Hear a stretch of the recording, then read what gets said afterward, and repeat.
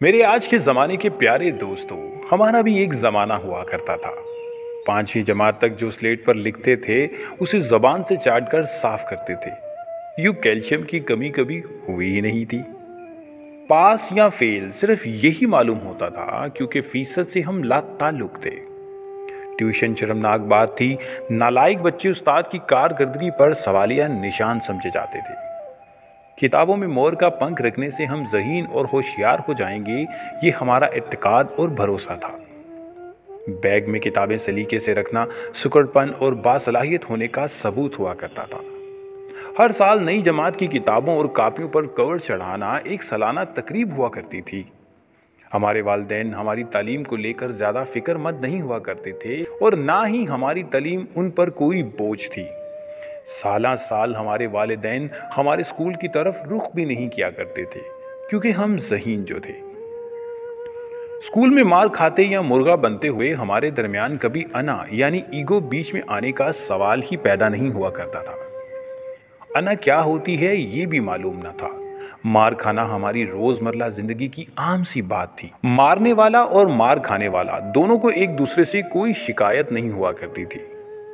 हम अपने वालिदैन से कभी ना कह सके कि हमें उनसे कितनी मोहब्बत है, और ना बाप हमें कहता था क्योंकि आई लव यू कहना तब तक राइज नहीं था और हमें मालूम भी ना था क्योंकि तब मोहब्बत जुबान से अदा नहीं की जाती थी बल्कि सचमुच में हुआ करती थी।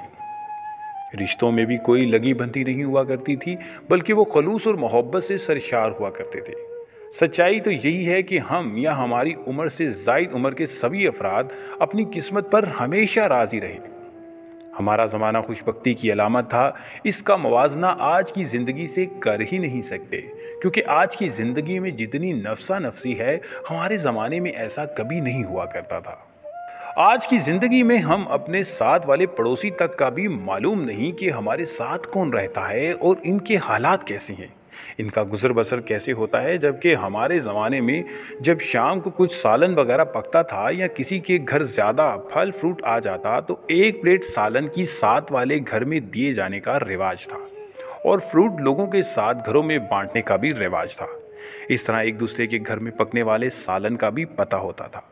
आज हमें ये भी मालूम नहीं कि कौन कितने बहन भाई हैं और इनके क्या क्या दोस्त अहबाब हैं, जबकि हमें अपने दोस्तों के दोस्तों का भी मालूम हुआ करता था। ना जाने वो ज़माना कहाँ चला गया, हमारा इतना सुकून वाला ज़माना। जबकि आज तो खून खराबे और नफसा नफसी के दौर में किसी को ये भी मालूम नहीं कि किसी के घर में कितने फाके और कितनी अय्याशी कर रहा है।